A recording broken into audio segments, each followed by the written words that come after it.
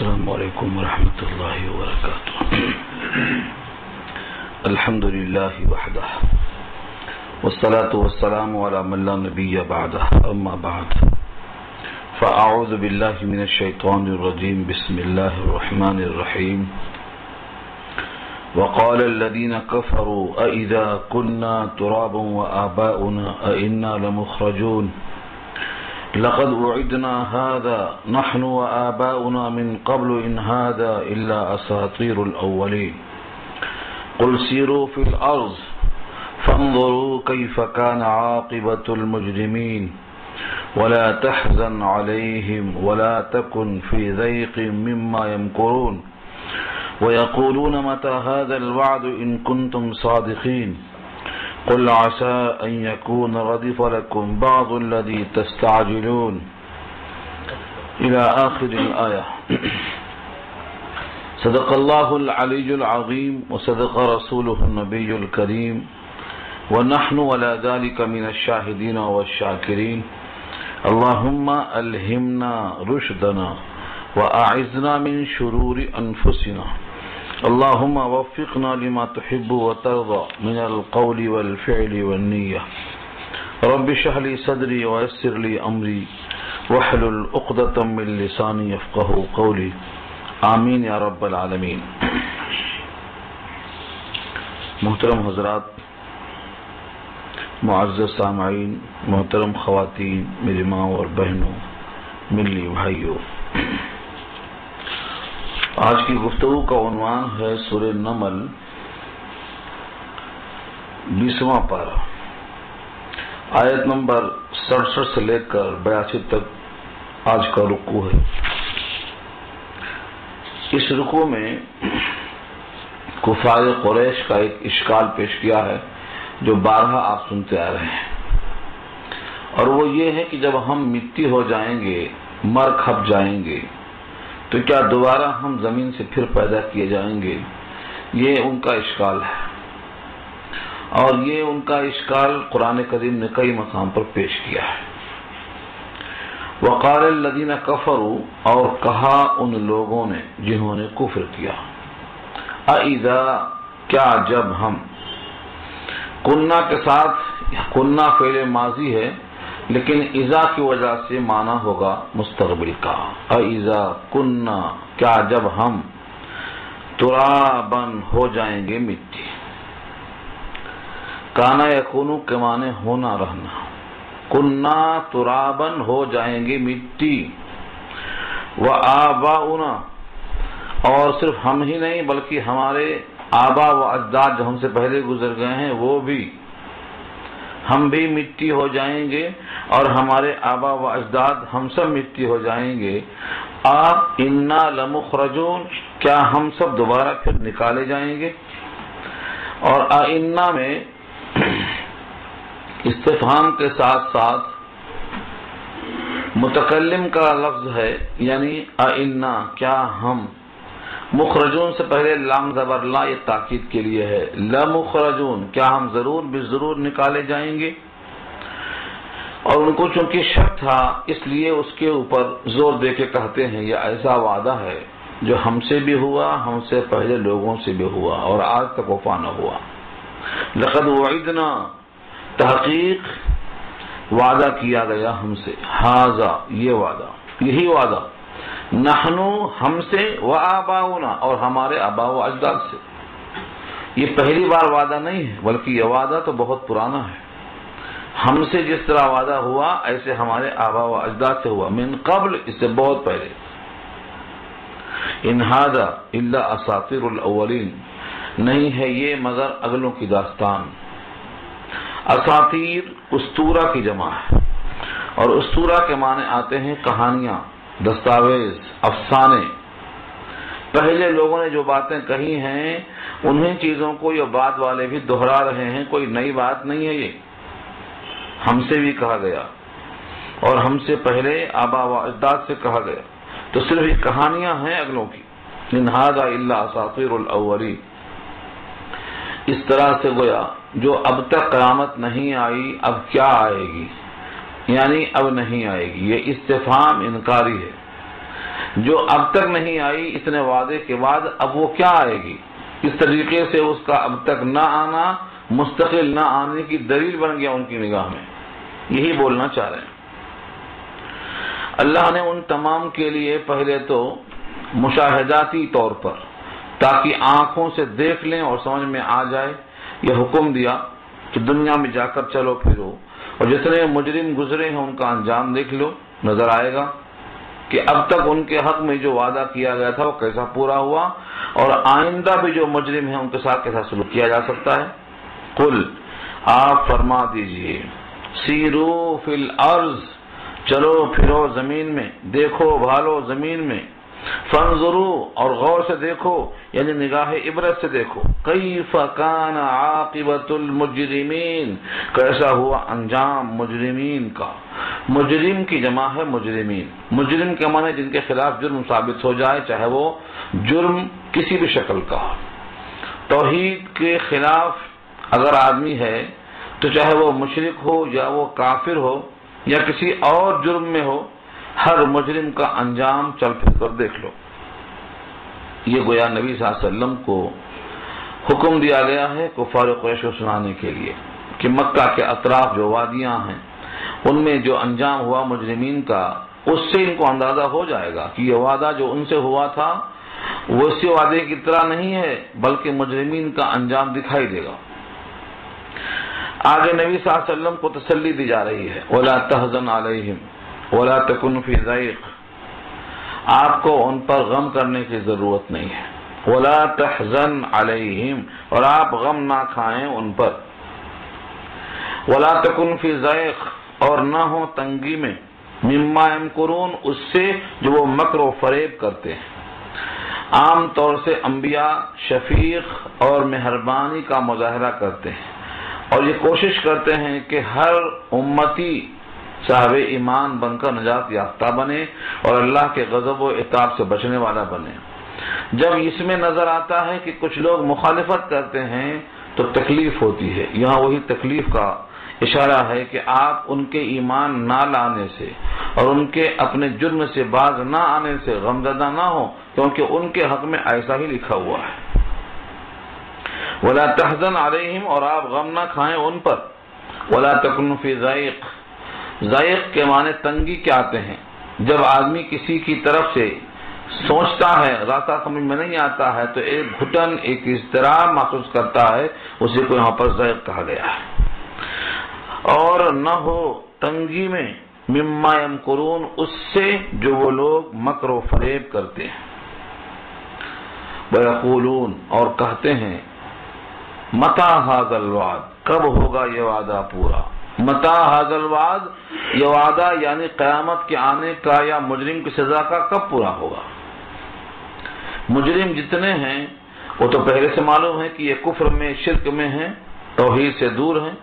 جب ان کا جرم ثابت ہے تو اب تک عذاب نہیں آیا تو آخر یہ وعدہ کب پورا ہوگا. گویا عذاب کو طلب کرتے ہیں. یا تو وعدے سے مراد قیامت کا وعدہ ہے اور یا وعدے سے مراد اگر ہم مجرم ہیں تو جرم کے مطابق سزا ملنے کا وعدہ. ان کنتم صادقین اگر تم سچے ہو. نبی صلی اللہ علیہ وسلم سے کہلوایا گیا قل آپ فرما دیجیے عسا. عسا کے معنی امید ہے یہاں شاید کے معنی میں ہے. عسا ان یکون ردیف لکم شاید کہ وہ تمہارے قریب ہو.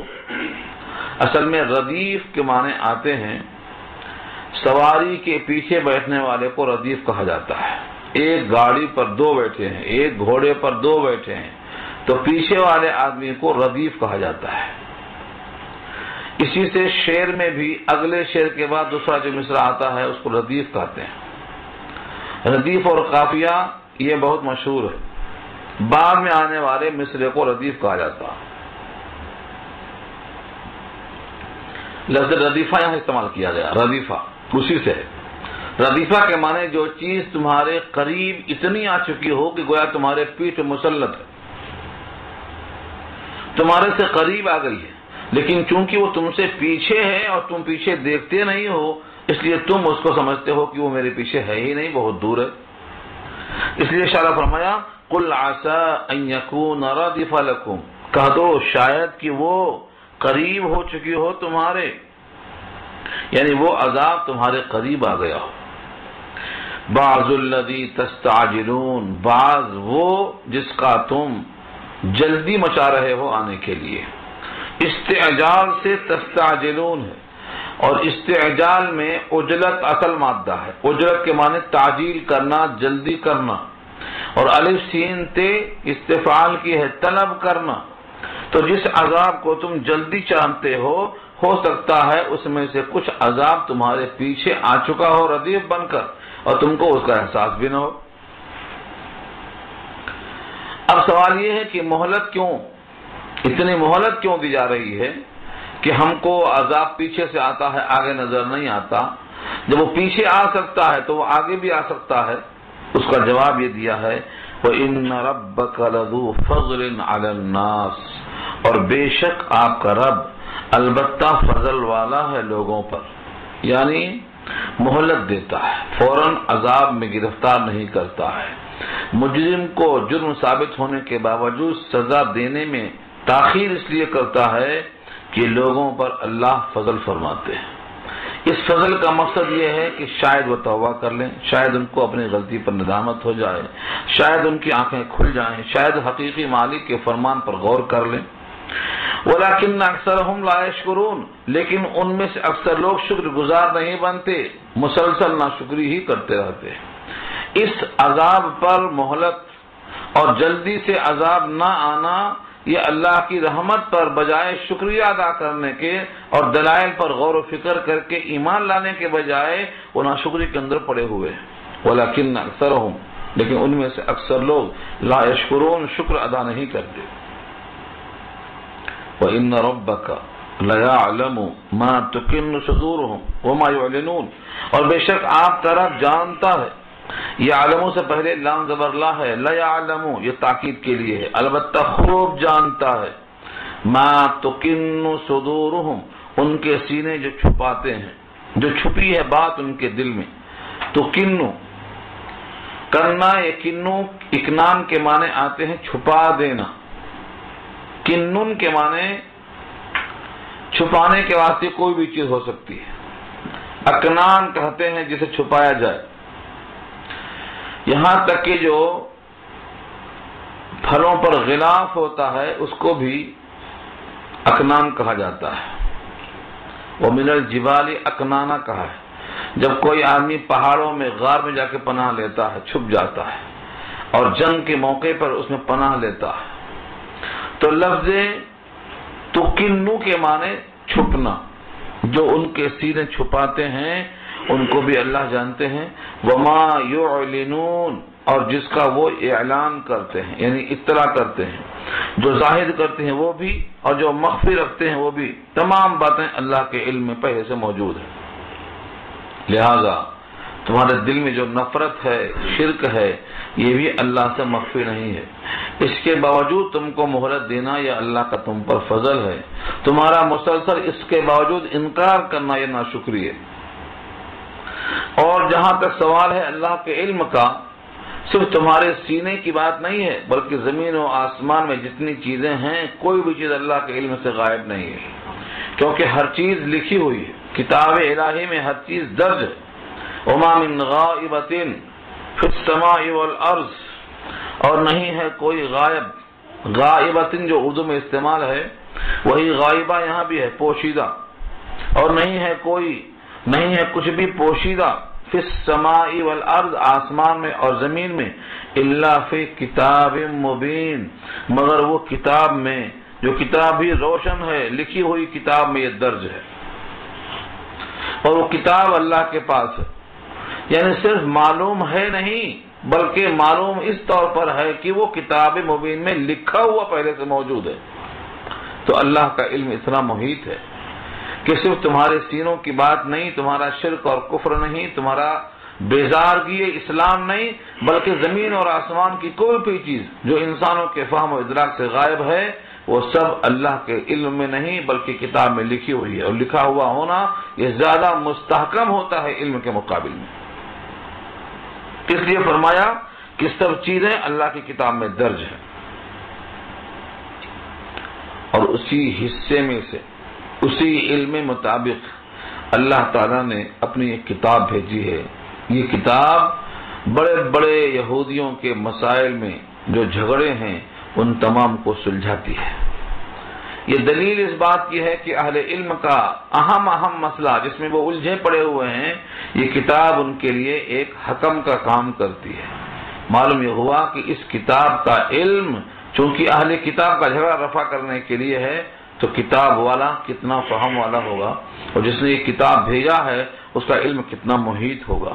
اس لیے فرمایا ان ھذا القرآن، بے شک یہ قرآن، یقص بیان کرتا ہے. قصہ یقص کے معنی قصہ بیان کرنا، یہاں مطلق بیان کرنے کے معنی میں ہے. علی بنی اسرائیل، اسرائیل کے اوپر، اکثر الذی هم فیہ یختلفون، اکثر وہ باتیں جس میں وہ اختلاف کیا کرتے ہیں.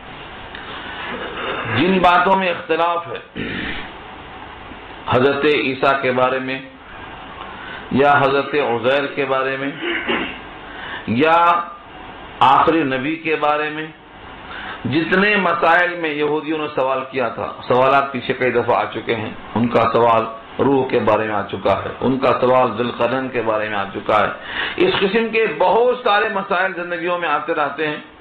تو یہودی جن جن چیزوں میں اختلاف کیا کرتے تھے اور ان کا جھگڑا لا ینحل ہو چکا ہوتا ہے، ایسے تمام موقعوں میں قرآن کریم ان میں فیصلہ کرتا ہے، اور اس فیصلے کو وہ تسلیم بھی کرتے ہیں.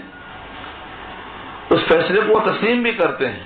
بہت سے ایسے ہیں جنہوں نے اس کتاب مبین کے ذریعے سے فیصلے کو قبول کیا ہے، اور چنانچہ بطور دلیل کہ اللہ نے پیش کیا ہے ان یعلمہ علماء بنی اسرائیل، سورہ شعراء میں یہ بات آئی ہے. کیا بطور دلیل اور نمونے کے نشانے کی یہ بات کافی نہیں ہے کہ علماء بنی اسرائیل اس کتاب سے دلائل طلب کرتے ہیں؟ اولم یکن لہم آیۃ ان یعلمہ علماء بنی اسرائیل، تو جو بنی اسرائیل کے علماء اس کتاب سے استدلال کرتے ہیں اور اس کتاب کی حجت کو تسلیم کرتے ہیں، تو جو تمہارے درمیان اہل علم ہیں ان کے بڑے بڑے لا ینحل جھگڑے جو قرآن حل کرتا ہے، تو قرآن کیسی کتاب ہے جو علم کے طور پر تمام کے لیے اہم ہے. ان ھذا القرآن، بے شک یہ قرآن، یقص بیان کرتا ہے، علی بنی اسرائیل، بنی اسرائیل پر، اکثر الذی هم فیہ یختلفون، اکثر وہ چیزیں جس میں وہ اختلاف کیا کرتے ہیں. اور قرآن سراپا اپنے وجود کے اعتبار سے کیا ہے؟ فرمایا وَإِنَّهُ، اور بے شک وہ قرآن، لَهُدًى وَرَحْمَةً، ہدایت ہے اور رحمت ہے، للمؤمنین، ایمان والوں کے لیے. قرآن کریم کی بہت صفتیں آئی ہیں اور ہر مقام کے مناسب الگ الگ صفتیں آئی ہیں، لیکن لفظ ہدا اور رحمت ہر جگہ آپ کو ملے گی. قرآن کریم ہدا ہے، ہدا کے معنی ہادی کے آتے ہیں، اور یہ قرآن کریم کا خصوصی وصف ہے.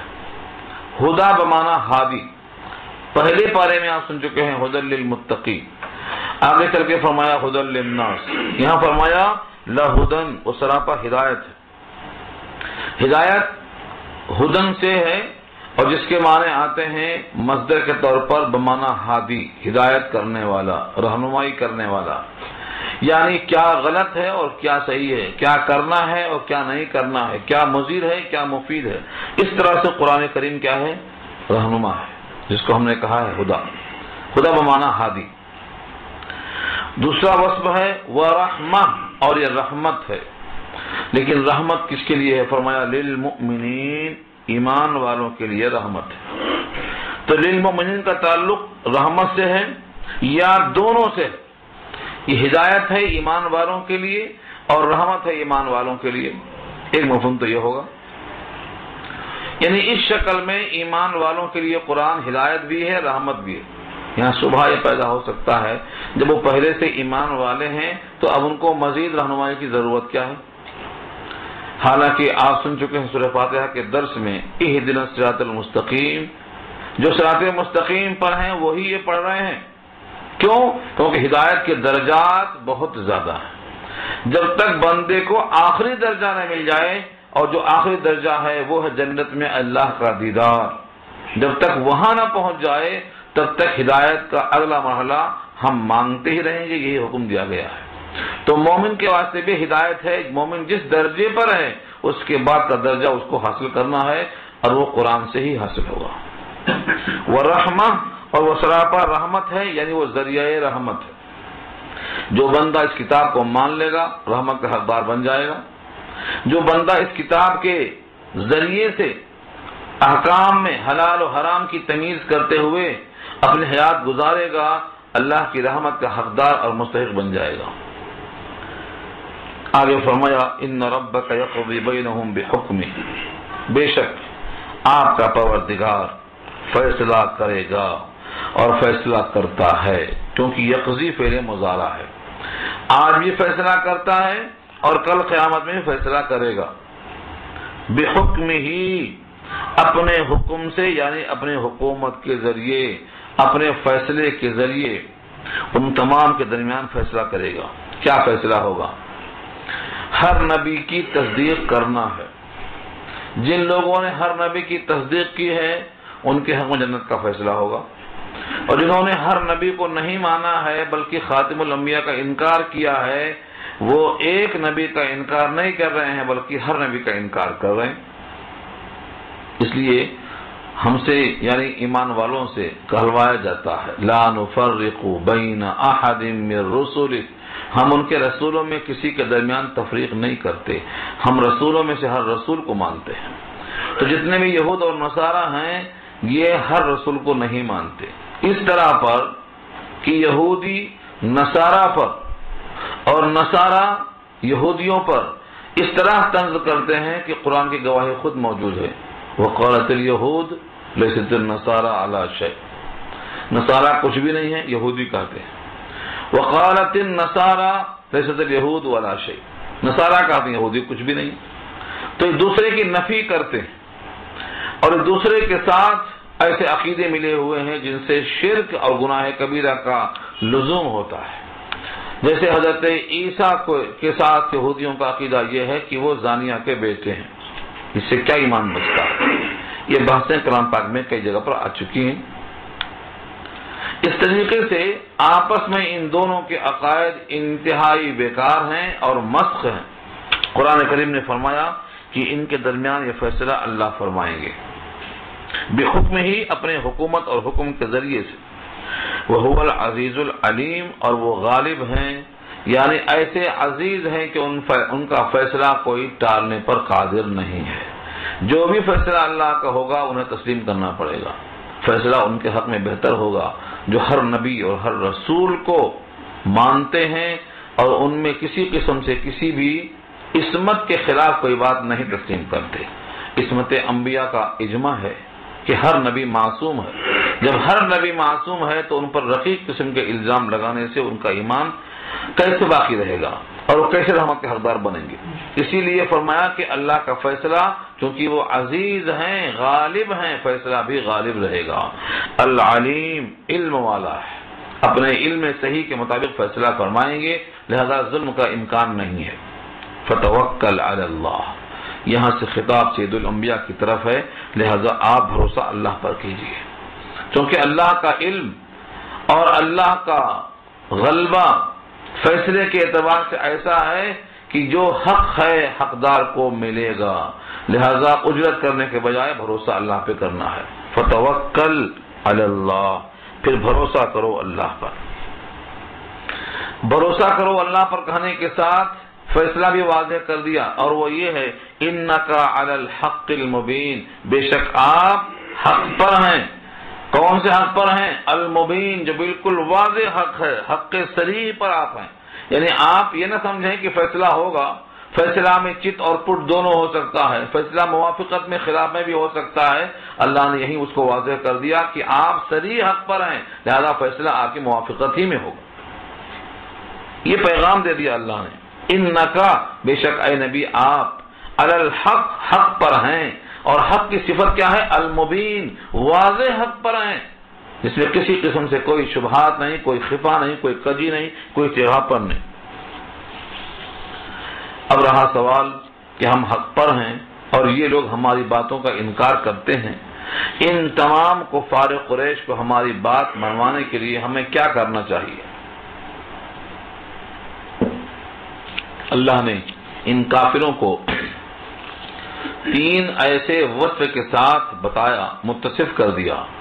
ایک تو کہہ دیا کہ یہ بالکل مردہ ہیں، اور مردہ جو لاشے ہوتا ہے اس میں سننے سمجھنے کی صلاحیت نہیں ہوتی، اور دوسرے یہ بہرے ہیں، بہرا آدمی سنتا ہی نہیں، اور تیسرے یہ خاص طور سے پیٹھ کو پلٹا لینے والے ہیں۔ جب بہرا آدمی پیٹھ کو پلٹا لے تو وہ اور سننے سے دور ہو جاتا ہے، اس لیے آگے فرمایا انکا لا تسمع الموتى ولا تسمع الصم الدعاء اذا ولوا مدبرین، بے شک آپ نہیں سنا سکتے ہیں مردوں کو، ولا تسمع الصم، اور نہیں سنا سکتے ہیں بہروں کو، الدعاء پکار، دعا یدعو دعا کے معنی آتے ہیں پکارنا بلانا، الدعاء یہاں مفعول ہے، آپ پکار نہیں سنا سکتے۔ اذا ولوا، جبکہ وہ پیٹھ پلٹا لیں، اذا کے معنی جبکہ، ولوا مڑ جائیں، مدبرین پیٹھ پھیر کر، پہلے سے تو بہرا ہے اور بہرا ہونے کے ساتھ یہ خصوصی اعراض ہے کہ منہ پلٹا کے چل دیتا، ایسے موقع پر آپ ان کو اپنی بات نہیں سنا سکتے۔ اس آیت کے ذریعے سے سماع موتا کی بحث شرح شارحین نے، یہ بہت طویل بحث ہے، ہم نے اس کو قرآن کریم میں 3 جگہوں میں اللہ نے بیان فرمایا ہے۔ ایک تو یہی آیت ہے سورہ نمل کی، اور ایک سورہ روم کی آیت آئی ہے، اور سورہ فاطر کی آیت نمبر 22 میں گفتگو آ چکی ہے۔ ان 3 جگہوں میں سماع موتا کی بحث آتی ہے۔ طویل بحث تو ہم نہیں کریں گے، البتہ اس کا ایک خلاصہ جو وہاں آ چکا ہے اجمالاً یہاں ہم پیش کر دیتے ہیں۔ تینوں آیتوں میں جب آپ غور کریں گے تو ایک چیز مشترک ملے گی، اور وہ یہ ہے کہ آپ مردوں کو نہیں سنا سکتے۔ کسی بھی آیت میں آپ کو یہ نہیں ملے گا کہ مردے نہیں سن سکتے۔ اچھی طرح سے غور کریں اس جملے پر، انکا لا تسمع الموتى، بے شک آپ مردوں کو نہیں سنا سکتے، تو نفی آپ کے سنانے کی ہوگی، مردوں کے سننے کی نفی کہیں نہیں ملے گی کسی بھی آیت میں۔ یہ 3 آیتیں قرآن کریم میں خاص طور سے پیش کیا ہے جس میں سماع موتا کی بحث ہے، تو تینوں آیتوں میں قدر مشترک ایک بات ملے گی کہ آپ مردوں کو سنا نہیں سکتے، یہ نہیں ملے گی کہ مردے سن نہیں سکتے۔ اس سے ہمیں ایک بات معلوم ہوتی ہے کہ مردوں میں سننے کی صلاحیت تو ہے، لیکن ہم ان کو اپنی ہر بات نہیں سنا سکتے۔ ہاں، جتنی بات اللہ چاہیں اتنی بات ہم سنوا سکتے، وہ بھی اللہ کی چاہت پر موقوف ہے، جیسا کہ فرمایا ہے وَلَكِنَّ اللَّهُ يَسْمِعُ مَن يَشَاءُ، لیکن اللہ سنا سکتا ہے جتنا وہ چاہے اور جس کو وہ چاہے۔ تو اللہ تعالیٰ نے فرما دیا اللہ کی مشیت پر تمہارا سنانا موقوف ہے، ہاں ان کے سننے میں کوئی کمی نہیں۔ البتہ اس آیت کو سماع موتا سے بحث نہیں ہے، کیونکہ یہاں پر یہ مردے مراد ہیں جو پیٹھ پلٹا کے چلے جا سکیں، اور یہ کون سے مردے ہو سکتے ہیں؟ جو حالت کفر میں انسان زندہ ہے، کفر اور شرک میں اور نبی سے نفرت کرنے میں، جو اپنے پیٹھ کو پلٹا کر بات نہ سنے اور چلے جائیں، یہاں وہ مردے مراد ہیں۔ تو یہ مردے کون سے ہو سکتے ہیں؟ جو قبروں میں ہو مردے مراد نہیں ہیں، بلکہ یہاں ایسے لوگ جو متنفر ہیں اسلام سے، وہ کافر مراد ہیں۔ ان کو بطور تشبیہ کی 3 صفتیں بتائی ہیں، ایک تو وہ مردے ہیں اور مردوں میں سمجھنے کی طاقت نہیں، دوسرے بہرے ہیں، سننے کی طاقت نہیں، اور جب پیٹھ پلٹا لیں تو کسی قسم سے جب ان میں سننے کی اور سمجھنے کی صلاحیت ہی نہیں ہے تو ان کو ایمان لانے کی بھی توفیق کیسے ہو سکتی ہے؟ تو یہ تشبیہ ہے ان کے حق میں۔ اب رہا سوال یہ کہ مردے کس قدر سنتے ہیں اور کب سنتے ہیں اور کتنا سنتے ہیں۔ حدیثیں بہت طویل ہیں، صحابہ کرام کے زمانے سے ہی اس کے بارے میں 2 رائے چلی جاتی ہیں۔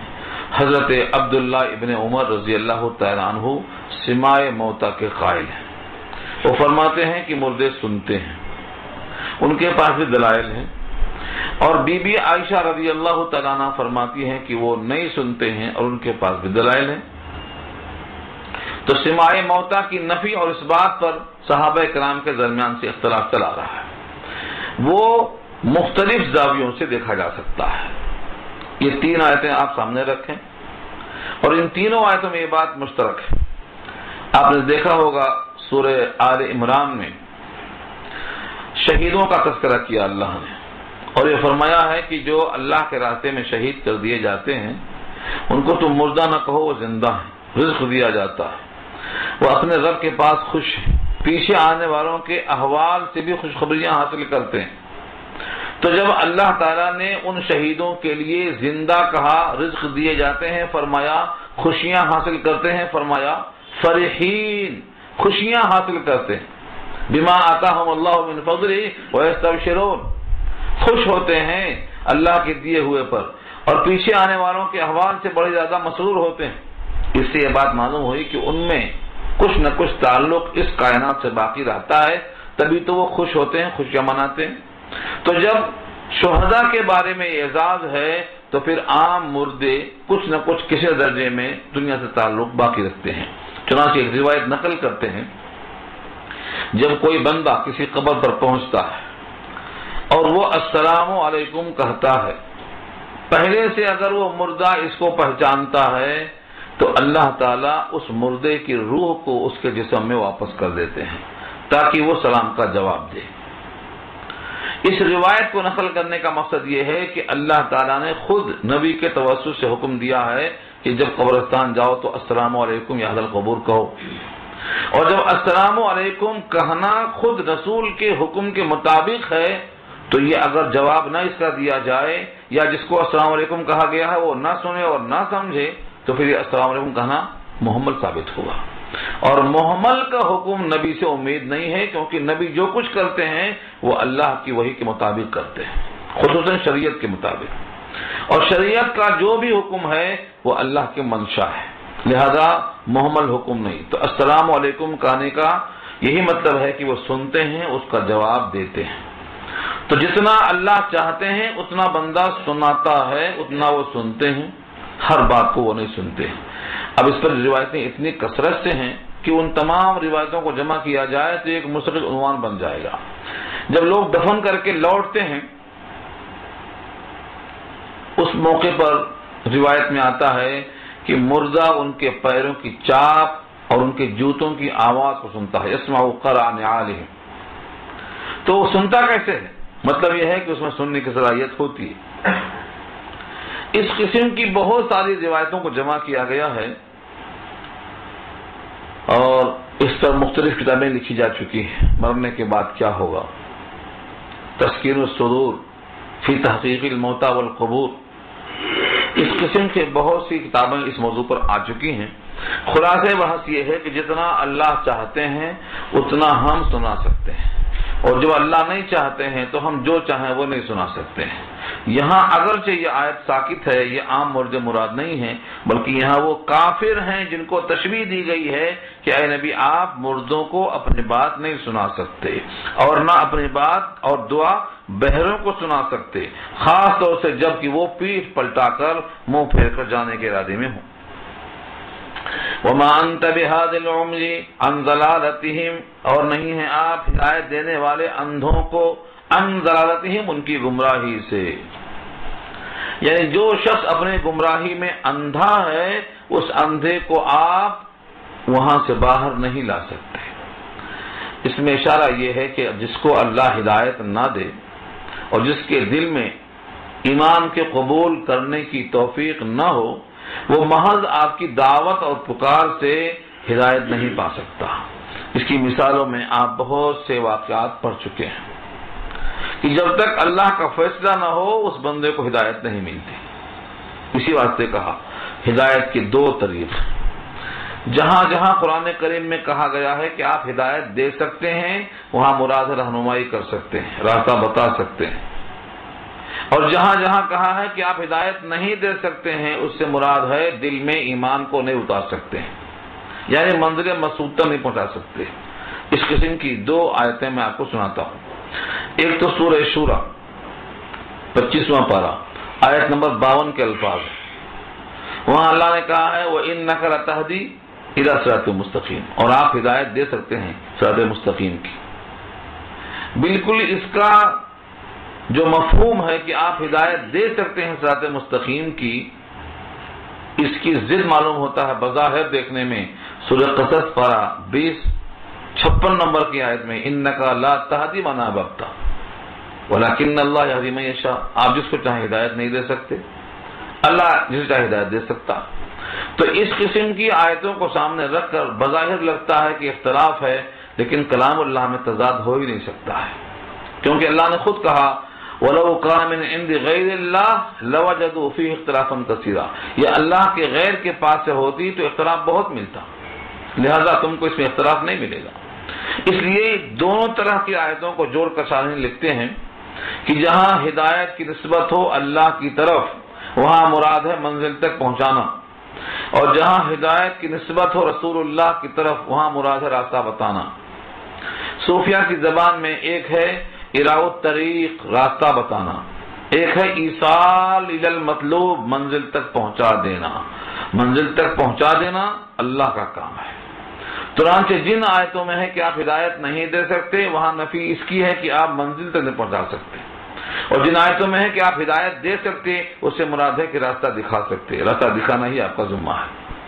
یہاں بھی یہ مضمون سامنے رکھیے، اور آپ نہیں ہیں اندھوں کو ہدایت دینے والے ان کی گمراہی سے۔ ان تسمعوا الا من یؤمن بآیاتنا فهم مسلمون، نہیں سنا سکتے ہیں آپ مگر ان کو جو ہماری آیتوں پر یقین کرتے ہیں اور وہ فرما بردار ہیں۔ اس سے مراد یہ ہے کہ پہلے سے وہ لوگ سید الانبیاء کا انتظار کر رہے تھے، پہلے سے ان کے دل میں ایمان کی طلب بیٹھی ہوئی ہے، جب وہ قرآن کریم کی آیتوں کو سنتے ہیں تو فوراً ہماری باتوں پر انکار کے بجائے ایمان لے آتے ہیں اور اطاعت میں لگ جاتے ہیں۔ تو جن کے دل میں عناد نہیں ہے، خالی وہ ذہن ہے، یا پہلے سے ان میں طلب موجود ہے، ایسے بہت سے لوگ تھے جو تورات کو پڑھ کر سید الانبیاء کی آمد کا انتظار کرتے تھے۔ قرآن کریم نے اس کی گواہی دی ہے، یہ بھی کہا ہے فلما جاءہم ما عرفوا کفروا بہ، جب وہ آ گئے جن کو پہچان لیا انکار کر دیا۔ تو کچھ لوگ انکار کرنے والے تھے، کچھ لوگ ماننے والے تھے، جن میں طلب تھی وہ ہماری آیتوں کو سن کر یقین کرنے لگ گئے اور ان کے اندر اطاعت آ گئی، اور جن لوگوں کے دل میں انکار ہی انکار ہے وہ آیتوں کو سن کر یقین نہیں کرتے۔ یہ پیغام دیا، یہ مکے والوں کو سنانا مقصود ہے۔ جو آیتوں پر یقین نہیں کرتے، اللہ تعالیٰ نے ان کے لیے بھی ایسا ایک وقت رکھا ہے کہ جب وہ مانیں گے، مگر اس وقت کا ماننا قابل قبول نہیں ہوگا، نفع نہیں دے گا۔ اس کی ایک مثال دیکھیں، یہاں بتایا گیا ہے وَإِذَا وَقَعَ الْقَوْلُ عَلَيْهِمْ أَخْرَجْنَا لَهُمْ دَابَّةً مِّنَ الْأَرْضِ تُكَلِّمُهُمْ أَنَّ النَّاسَ كَانُوا بِآيَاتِنَا لَا يُوقِنُونَ۔ یہ آیت نمبر 82 ہے، اس کا مضمون بار بار پڑھنا سننا چاہیے تاکہ معلوم ہو کہ رب العزت نے قیامت کا انکار کرنے والوں کو منوانے کا ایک فیصلہ کر لیا ہے، اس دن اس کو دیکھ کر مانیں گے۔ وہ کیا ہے؟ وَإِذَا وَقَعَ الْقَوْلُ، اور جب بات پڑ جائے، وقع مانے واقع ہو جائے، یعنی بات ان کے اوپر پڑ جائے، وقع کے ساتھ علیہم ہے، جب ان پر بات پوری ہو جائے، القول یعنی عذاب کا قول، جب وہ عذاب کے لائق ہو جائیں، فیصلہ ہو جائے کہ اب یہ امید نہیں ہے ان سے ایمان لانے کی، یہ عذاب کے لائق ہیں، جب وہ فیصلہ ہو جائے گا تو یہاں دو جملہ ہے، وقع کے ساتھ علیہم کو جوڑیے، وَإِذَا وَقَعَ الْقَوْلُ عَلَيْهِمْ، اور جب بات واقع ہو جائے ان پر، یعنی پورا ہو جائے وعدہ عذاب کہ اب ان پر ایمان لانے کی امید نہیں ہے، اب ان پر عذاب ہی عذاب ہو سکتا ہے، تو اس موقع پر اللہ فرماتے ہیں اخرجنا لهم دابہ، اخرجنا فعل ماضی ہے لیکن اس کا تعلق ہے وَإِذَا پر، اور جب اذا آتا ہے ماضی کے ساتھ تو معنی مستقبل کے ہوں گے، تو وَإِذَا اخرجنا لهم دابہ، جب نکالیں گے ہم ان کے لیے چوپایا، من الارض زمین سے، تکلمہم وہ لوگوں سے بات کرے گا۔ اس کے بارے میں بہت روایتیں ہیں، ابن کثیر نے بہت سی روایتوں کو نقل کیا اس موقع پر۔ پہلی چیز تو یہ کہ وہ دابہ جب نکلے گا تو وہ علامات قیامت میں سے ایک ایسی علامت ہوگی کہ اب اس کے بعد قیامت آنے میں دیر نہیں ہوگی۔ علامات قیامت میں سے ایک پہلی چیز ہے۔ دوسری چیز ہے سورج کا بجائے مشرق سے مغرب سے نکلنا، ان دو میں سے کوئی ایک پہلے ہوگی، خروج دابہ یا سورج کا طلوع ہونا مغرب سے، ان دو میں سے جو بھی ایک ہو جائے اس کے بعد مسلسل علامات قیامت 10 ایسے ظہور پذیر ہوں گے کہ قیامت بالکل قریب، جیسے کوئی دانہ ٹوٹ جائے تسبیح کا تو ایک دانہ گرتے ہی بقیہ دانہ گرنے شروع ہو جاتے ہیں، یہ حال ہے علامات قیامت کے ظہور کا۔ تو پہلی چیز معلوم ہوئی کہ ہم ان کو اس چوپائے کو نکالیں گے کہاں سے؟ زمین سے۔ جس طرح عام جانور پیدا ہوتا ہے ایسا نہیں پیدا ہوں گے، بلکہ جیسے ناقۃ اللہ کی اونٹنی پیدا ہوئی تھی پہاڑ سے، ایسے یہ چوپایا بھی پہاڑ کے اندر سے نکلے گا۔ یہاں لفظ الارض ہے، ارض سے مراد زمین ہے، زمین مطلق ہے، لیکن شاعر نے لکھا ہے کہ اس سے مراد صفا ہے، کوہ صفا، جہاں سے طواف نہیں، جہاں سے سعی شروع ہوتی ہے۔ ان الصفا والمروۃ من شعائر اللہ، تو صفا سے شروع ہوتی ہے، تو صفا کا جو پہاڑ ہے آج بہت صاف کر دیا گیا ہے، اس پہاڑ کے اندر سے یہ نکلے گا اور وہاں سے نکل کر سیدھا پہنچے گا حجر اسود اور مقام ابراہیم کے درمیان۔ وہاں پہنچ کر جب لوگ اس کو دیکھیں گے تو بھاگنا شروع کریں گے، لیکن سب لوگ نہیں بھاگیں گے۔ جو مومن ہیں وہ سمجھ جائیں گے کہ دابہ نکل گیا جس کا انتظار تھا، وہ وہاں ٹھہر جائیں گے۔ یہ چوپایا جس کو دیکھے گا پہچانے گا کہ یہ مومن ہے یا کافر ہے، وہ نشان لگا دے گا اس کی پیشانی پر، تو مومن نظر آئے گا کہ مومن ہے اور کافر نظر آئے گا کہ کافر ہے۔ اس موقع پر کوئی اپنے آپ کو چھپا نہیں سکے گا، اور جو وہاں رک جائیں گے اس کو دیکھ کر کے ان ایمان والوں کے اوپر یہ ایسا اثر ڈالے گا کہ ان کے چہرے چمکدار ہو جائیں گے جیسے چاند چمکتا ہے، روشنی پھیلے گی۔ یہ دابۃ الارض پر تو روایتیں بہت ہیں، مگر ان تمام روایتوں میں سے صرف وہ باتیں جن کو صحیح روایتوں میں پیش کیا گیا ہے اتنا ہی کافی ہیں، باقی روایتیں اسرائیلیات کی ہیں، ان تمام کو سنانا ضروری نہیں ہے۔ اتنی باتیں ہیں کہ وہ جانور عجیب الخلقت ہوگا، اپنے تخلیق میں بھی عجیب و غریب ہوگا، اس کے اوصاف بھی عجیب و غریب ہوں گے۔ پہلا وصف عجیب یہ ہوگا کہ وہ زمین سے نکلے گا، جو یہ موجود ہے دابۃ من الارض، چوپایا نکالیں گے ہم ان کے لیے زمین سے نکالیں گے، تو زمین سے نکلنا قرآن کی گواہی ہے۔ دوسرا وصف خاص جو بیان کیا قرآن نے، تکلمہم، لوگوں سے کلام کرے گا، لوگوں سے ہم کلام ہو کر بات کرے گا، اور جس سے بھی وہ بات کرے گا بات واضح ہوگی۔ حدیث میں آتا ہے اس سے کوئی بھاگ نہیں سکے گا، کوئی کتنا ہی دور رہنا چاہے، اگر یہ چاہے تو وہ اس سے بھاگ نہیں سکے گا، قوت نہیں ہوگی بھاگنے کی۔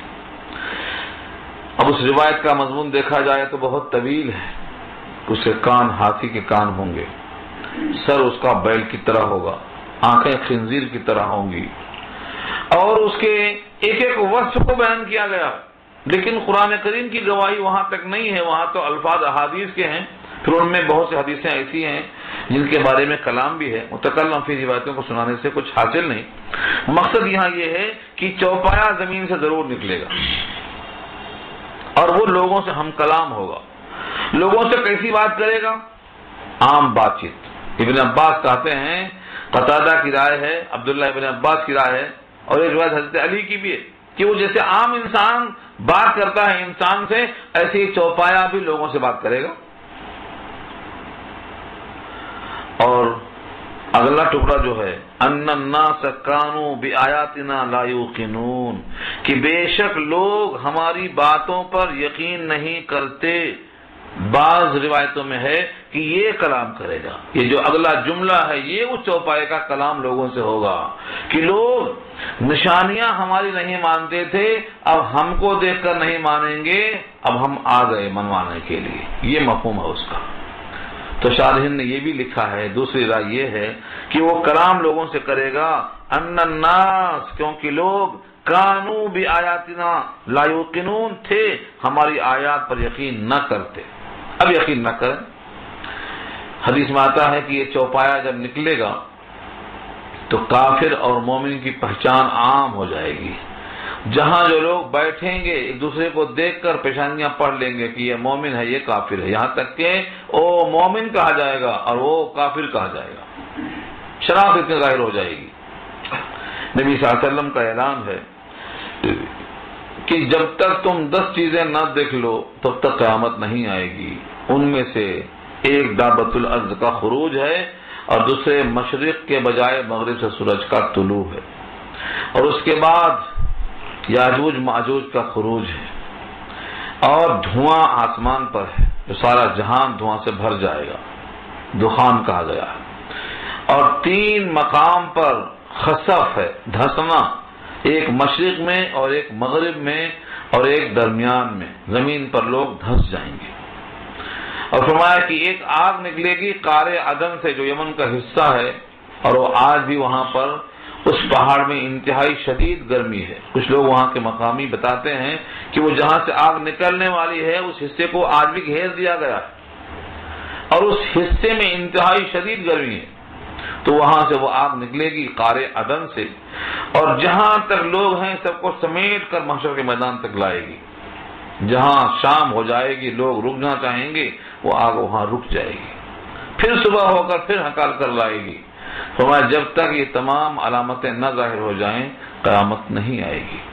اور ان تمام میں سے سب سے اہم ہے دابۃ الارض کا خروج۔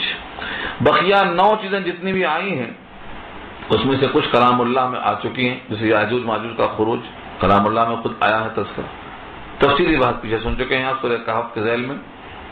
تو معلوم یہ ہوا اس میں سے کچھ علامت یہ دخان ہے، سورہ دخان میں تذکرہ آ چکا ہے، دخان کا تذکرہ، یاجوج ماجوج کا تذکرہ، اور زمین میں دھنسنے کا تذکرہ، یہ بھی قرآن پاک میں تفصیل سے آ چکا ہے، لیکن بطور علامات قیامت کے نہیں آیا ہے، وہ احادیث میں آیا ہے۔